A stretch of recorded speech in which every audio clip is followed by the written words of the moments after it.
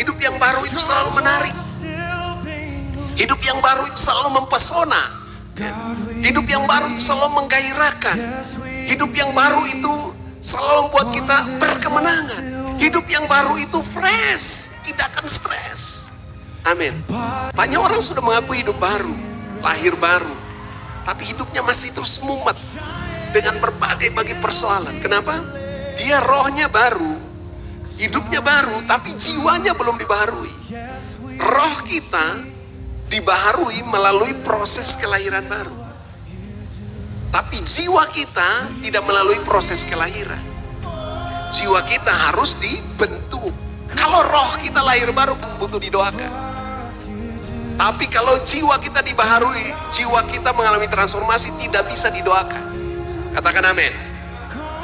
Rohmu ketika mau mengalami kelahiran baru, maka ketika didoakan, kau mengaku dengan mulut, percaya dalam hati, rohmu dibaharui.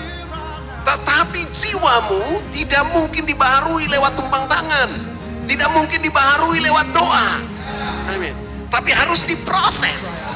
Amin. Firman yang terus memproses hidup kita dengan pola, dengan keteladanan. Makanya Paulus bilang, engkau harus mengikuti ajaranku, pendirianku, gaya hidupku, tujuanku, lifestyle, dan semua yang kesabaranku. Itu proses untuk membuat jiwa kita mengalami transformasi. Amin. Kalau roh mengalami transformasi, perubahan lahir baru itu mudah. Mengaku dengan mulut, percaya dalam hati, kita dibenarkan, kita diselamatkan. Ya? Waktu saudara lahir baru, saudara bisa melihat kerajaan Allah. Saudara dilahirkan dari air dan roh, saudara masuk ke dalam kerajaan Allah. Rohmu menjadi baru. Amin. Tapi untuk mengalami pembaharuan pikiran, pembaharuan akal budi kita, maka saudara buang cetakan dunia itu, lalu mulai kasih pola yang baru, cetakan yang baru. Semakin saudara dicetak, dibentuk, sampai saudara punya jiwa mulai selaras dengan pikiran. Oke, karena itu setiap hari saudara harus mulai kenali kondisi pikiran, kenali kondisi jiwamu hari-hari ini.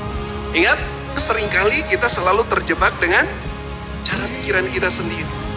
Iya, waktu Abraham ada di Mesir, Abraham mulai mencoba ketika menghadapi semua keadaan situasi. Abraham mulai coba aktifkan pikirannya. Dia tidak mengenali jenis pikirannya. Kejadian pasal 20 ayat 11. Lalu Abraham berkata, aku berpikir takut akan Allah tidak ada di tempat ini. Tentulah aku akan dibunuh karena istriku. Ya. Abraham ketika coba berpikir pakai pikirannya sendiri, ya kan? Dia seringkali tidak melibatkan Tuhan dalam pikiran. Amin. Karena ini bagian proses dalam perjalanan. Sampai Abraham harus betul-betul mendalam pikiran Tuhan. Ya. Sampai Abraham nanti tulis di Ibrani pasal 11. Karena ia berpikir bahwa Allah berkuasa membangkitkan orang. Nah, tadi itu Abraham belum berpikir pakai pikirannya Tuhan. Tapi Abraham punya pikiran sendiri. Ya. Tapi ketika Abraham sudah mengalami proses, akhirnya yang dia pikirkan adalah pikirannya Tuhan. Lalu dikatakan karena ia berpikir bahwa Allah berkuasa membangkitkan orang-orang sekalipun dari antara orang mati. Dan dari sanalah seakan-akan ia telah menerimanya kembali. Dia Abraham bisa sampai pikirannya seperti ini karena sudah melalui proses, tidak melalui didoakan. Bukan saja Abraham, sampai kepada Ishak, ya kan? Di Kejadian pasal 26 ayat 9 juga, itu kan? Dia bilang apa? Lalu Abimelek memanggil Ishak, katanya, sesungguhnya dia istrimu, masakan engkau berkata dia saudaraku? Jawab Ishak kepadanya, karena pikirku. Ya kan? Karena pikirku, jangan-jangan aku mati karena dia. Halo? Ini pikiran yang belum dikontrol.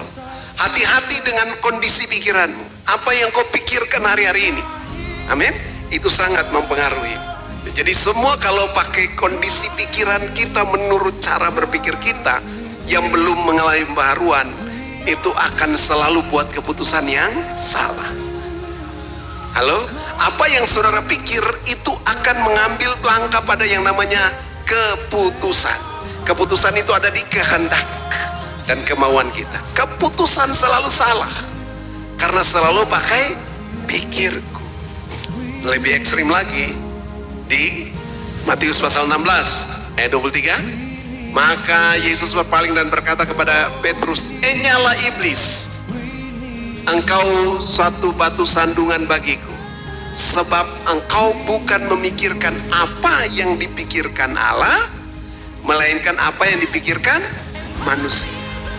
Jadi kalau pikiran kita sendiri, seringkali kita salah dalam mengambil keputusan. Tapi kalau kita punya pikiran manusia, selalu melawan kehendak Allah. Amin. Dan kalau sudah saudara pakai pikiran manusia, makanya Yesus bilang itu sama dengan pikirannya setan. Makanya Yesus kenapa bilang Petrus, "Enyalah iblis," karena Petrus sedang memakai kondisi pikirannya adalah pikiran manusia. Jadi bukan kondisi pikiranmu, bukan juga kondisi pikiran manusia, tapi saudara harus memposisikan dirimu pada kondisi pikiran rohani. Amin. Nah, karena itu kita pelajari kondisi pikiranku dan kondisi pikiran manusia itu tergolong dalam satu yang disebut dengan carnal mind.